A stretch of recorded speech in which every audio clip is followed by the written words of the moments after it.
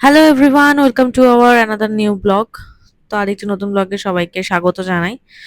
তো সকালবেলা ঘুম থেকে উঠে আমি সবটা গুছাচ্ছি, ঘরটা গুছিয়ে নিচ্ছি। এটা আমার বাপের বাড়ি। প্রত্যেক সপ্তাহে শনিবার রোববার করে আমি বাপের বাড়িতে আসি। শনিবার আসি, সোমবার চলে যাই। তো দুটো কারণ আছে, একটা হচ্ছে বাবা মার সাথে তো থাকা হয়, এটা একটা মেন কারণ। আরেকটি কারণ হচ্ছে আমার নাচের স্কুল, আমি যে স্কুলে শিখি আর কি। তো সেই স্কুলটা আমার বাপের বাড়ি থেকে খুব কাছে, তাই বাপের বাড়ি থেকে আমি যাতায়াত করি। তো সকালে ঘুম থেকে উঠে বিছানাটা সবার আগে গুছিয়ে নিলাম। তো এদিকে পাপা পুজো দেবে, তার জন্য তাড়াতাড়ি করলাম। তো পাপা পুজো দিতে বসে গেছে, তাই আমি ভাবলাম ছোট্ট একটা বাবার ভিডিও করে নিই। পাপা খুব ভালো করে পুজো দিচ্ছে, ঠাকুরকে স্নান করিয়ে এখন ঠাকুরকে গা মুছিয়ে দিচ্ছে। এদিকে আমি চলে এসেছি সোফাটাকে ক্লিন করতে, কারণ সোফার উপর প্রচুর জিনিসপত্র আছে। জাস্ট বিকজ কালকে আমার মার বার্থডে ছিল।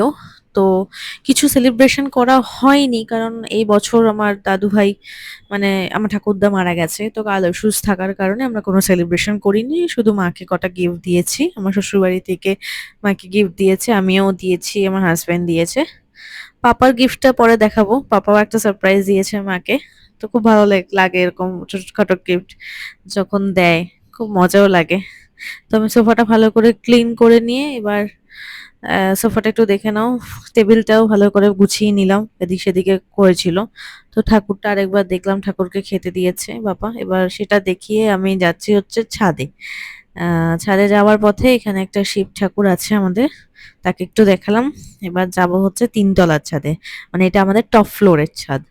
তো এই ছাদে, আমার ছাদ ব্যাপারটা খুব ভালো লাগে, মানে বেশ খোলামেলা থাকে তো, বেশ পছন্দের। আগে এই শেডগুলো দেওয়া ছিল না, তো রিসেন্টলি ৩-৪ বছর হয়েছে এই শেডটা দেওয়া হয়েছে, কারণ ওই বৃষ্টির জন্য খুব অসুবিধা হয় বলে। তো ছাদে আমাদের আরো অনেক গাছ ছিল, এখন অনেক কমে গেছে, বাট আছে বেশ কিছু গাছ। তো সেই গাছগুলো দেখে আমি গেলাম একটু পাশের বাড়িতে উকি দিতে। পাশের বাড়িতেও বেশ সুন্দর সুন্দর গাছ লাগিয়েছে দেখলাম। এখানে লাউ শাক হয়েছে, আরো বিভিন্ন ফুলের গাছ হয়েছে। তো চারপাশটা ছাদটা একবার ঘুরিয়ে নিলাম, ঘুরিয়ে নিয়ে এখানে আমাদের মাঠে মেলা হচ্ছে। আমাদের পাশে একটি মাঠ আছে, সেখানে মেলা হচ্ছে, সেটা সবাই জানে, পাটুলি সাংস্কৃতিক মেলা। প্রত্যেক বছর মে মাসে এই মেলাটা হয়।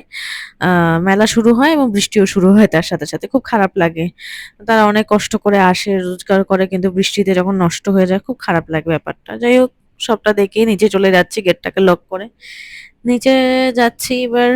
নিচে গিয়ে আমাদের একটি বেল গাছ আছে, সেটাও দেখাবো। আমাদের জানো তো আগে অনেকগুলো গাছ ছিল, তো রাস্তা চওড়া করার কারণে না গাছগুলো সব কেটে দিয়েছে, কিন্তু বেল গাছটা কাটতে পারিনি।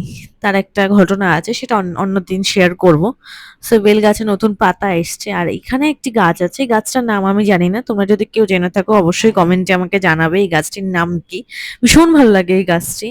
আর এই বেল গাছ আমাদের এখন সুন্দর সুন্দর পাতা হয়েছে। তো এবার যাচ্ছি আমি মাকে দেখতে, মা ওদিকে রান্না করছে। আমি বললাম যে দাও তোমার হেল্প করে, তো মা বললো এখন হেল্প করতে হবে, তুই তাই স্নান করে রেডি হয়ে নে।